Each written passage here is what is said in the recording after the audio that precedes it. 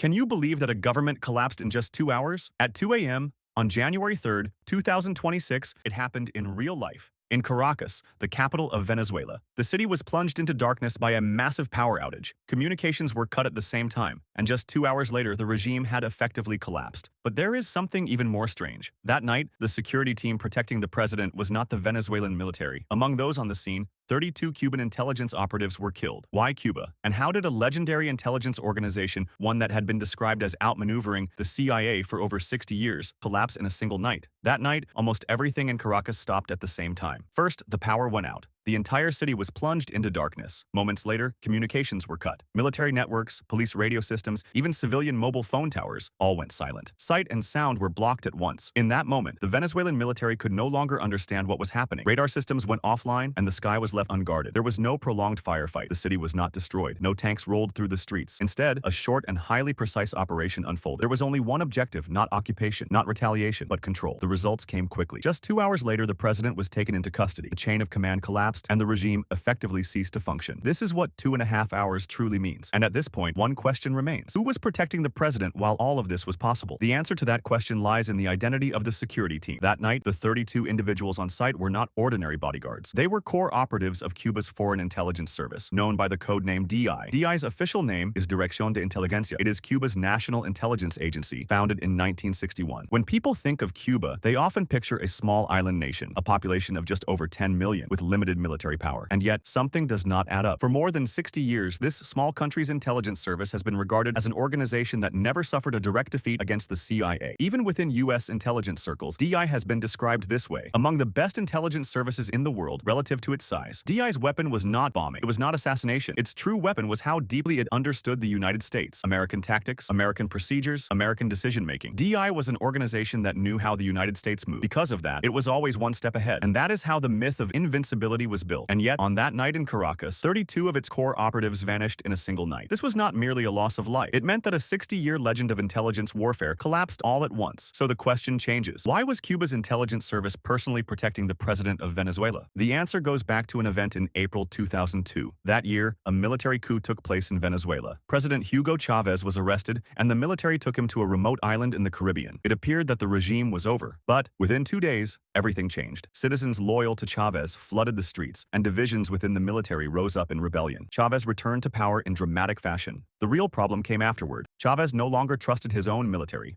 He understood that the same soldiers who had arrested him once could do it again. At that moment, Chavez chose an answer that was neither the army nor the police. He chose Cuba. Cuba's leader, Fidel Castro, already had a close relationship with Chavez. Their common ground was clear. They both viewed the United States as an adversary. They shared a socialist path, and they needed each other. Soon, a historic deal was made. Venezuela began sending oil to Cuba every day. In return, Cuba dispatched its elite intelligence operatives to protect the president. But this was not a simple security contract. Cuban intelligence began managing the president's movements, his schedule, the people he met, even who was allowed to see him at all. This went beyond protection. They were managing the flow of power itself. On the surface, the president appeared to move freely. In reality, every stream of security and information around him was in Cuban hands. A nation's president came to live surrounded by another country's intelligence service. From this moment on, an invisible shadow government began to form inside Venezuela. And this structure did not disappear after Chavez's death. His successor, Nicolás Maduro, had less charisma and faced weaker loyalty from the military. As a result, he became even more dependent on Cuban intelligence. Over more than 20 years of this relationship, Cuban intelligence came to know the president's life in exact detail: when he woke up, when he moved, where he was most secure. And that very fact would later become a fatal weakness. At this point, a thought may arise. Still, wasn't it just the intelligence service of a small country? But DI was not an organization that survived on luck. It was an organization that fully understood how to deal with the United States. DI's core strategy was simple. It did not try to defeat the United States. It tried to read the United States. They studied U.S. military tactics. They analyzed intelligence operational procedures. They even documented the order in which political decisions were made. DI reached a clear conclusion. The United States is powerful, but it moves in predictable ways. First, naval forces are deployed. Then sanctions are strengthened. Diplomatic pressure increases. Congress is persuaded. Allies are coordinated. That sequence changed very little over decades. DI exploited this pattern. Before the United States moved, they had already prepared. Before decisions were finalized, they had already repositioned. That is why they were always one step ahead. ahead. This capability did not come from theory alone. DI penetrated deep inside the United States. One of the most symbolic cases was a key figure within U.S. defense intelligence, someone tasked with analyzing Cuba, who secretly passed information to Havana for 16 years. Inside U.S. intelligence circles, this case is remembered as a nightmare, and it was only the tip of the iceberg. DI did not fight with scale. It did not fight with technology. Its true weapon was this: knowing the United States too well. So whenever the United States moved, DI could say with confidence, the next move will be this. That confidence protected them for 60 years. Cuba survived. DI did not fall. But hidden inside that confidence was a fatal assumption. The assumption that the United States would always be predictable. And that belief is exactly what will be completely overturned in the next chapter. That night, DI did not convene an emergency meeting. There was no alert, no emergency recall. Satellites were operating normally, and the positions of U.S. naval vessels were no different from usual. Aircraft carriers were in visible, familiar locations, and no large-scale troop movements were detected. None of the warning signs DI had learned to associate with a crisis were present, so they reached a familiar conclusion. Not yet. The pressure continues, but this is not action. This time as well, it is only a show. This judgment was not new. They had seen situations like this dozens of times before, and so DI waited, as it always had. But that night, what DI was watching were only visible movements, and in the space between them, a completely different kind of operation had already begun. This time, there was no buildup, no warning, no signals meant to buy time. The very preparation phase DI was waiting for did not exist. The question they asked was this: when will the United States move? But the question that should have been asked that night was different. Is it already over? And at that exact moment, the lights of Caracas began to go out one by one. Soon after, communications were cut. Military networks, police radio channels, even civilian base stations all went silent. DI operatives could no longer contact one another. No orders, no reports, no confirmation of any kind. In that moment, information lost its meaning. Radar systems went offline, and satellite intelligence was no longer useful. Every advantage DI had relied on for 60 years disappeared, all at once. And within the darkness, another world began to operate. The same darkness that meant confusion for one side became the perfect environment for the other. For infiltration units using night vision equipment, the blackout was not an obstacle. It was a weapon. Doors opened, staircases were cleared, corridors were crossed. Gunfire did not continue for long. The engagements were brief, and the direction was clear. This was not a battle. It was an operation to arrest the president of Venezuela. DI operatives responded individually, but they could not act as an organization because there was no communication. That night, this is exactly what happened. The bedroom door opened, and the president was taken into custody. There was no time to resist, no room to choose. And at that moment, DI was defeated. Not because of firepower, not because of numbers, but because for the first time, they were placed in a situation where information became useless. There was no pattern, no warning, no time to respond. It was a method they had never faced in 60 years. And that is how the legend collapsed. A few days later, Cuba broke its silence. On state television, a list of the dead was released. Names were read one by one, with their ranks announced alongside them. Colonels, lieutenant colonels, majors, and even young officers. The 32 men who died that night were not ordinary security personnel. They were the core line of Cuba's DY intelligence service responsible for Venezuela, from veterans with 40 years of experience to operatives who had only just entered the field. In a single night, decades of intelligence, connections, and operational experience accumulated in one country were erased. But the true aftershock did not end there. The problem was oil. For more than 20 years, Venezuela had supplied Cuba with oil. This was not a diplomatic courtesy. It was the lifeline of the Cuban economy. It was why power plants kept running, why hospitals remained open, why cities could keep their lights on. All of it rested on Venezuelan oil. When the regime collapsed, that connection was severed as well, and the consequences appeared immediately. Blackouts grew longer. Fuel distribution became irregular. The basic functions of cities began to shut down one by one. For Cuban citizens, this was not a foreign policy issue. It was a question of whether the lights would turn on today, whether hospitals would operate tomorrow. The operation ended in Caracas in the middle of the night, but its consequences reached the streets of Havana. And across Latin America, the region watched in silence. Because one message was unmistakably clear. This was not just an arrest, it was a signal that the board had changed. Let us return to the beginning. In just 2 hours, a nation's regime collapsed. But what fell was not only one president. The 60-year myth of invincibility surrounding Cuba's intelligence service, DI, the alliance sustained by oil and protection, and the belief that the United States ultimately only talks. All of it collapsed on the same night. This was not a defeat caused by a lack of information. It was a defeat caused by knowing too much. The more accustomed one becomes to reading patterns, the harder it becomes to imagine the moment when those patterns disappear. Prediction can be a weapon, but it can also become the most dangerous shackle. That night, the decisive weapon was not firepower, and it was not numbers. It was unpredictability itself. The 2 hours in Caracas were not merely a record of a single operation. They were a glimpse of how information warfare in this era can come to an end. And now, one question remains for us. Where will the next 2 hours begin?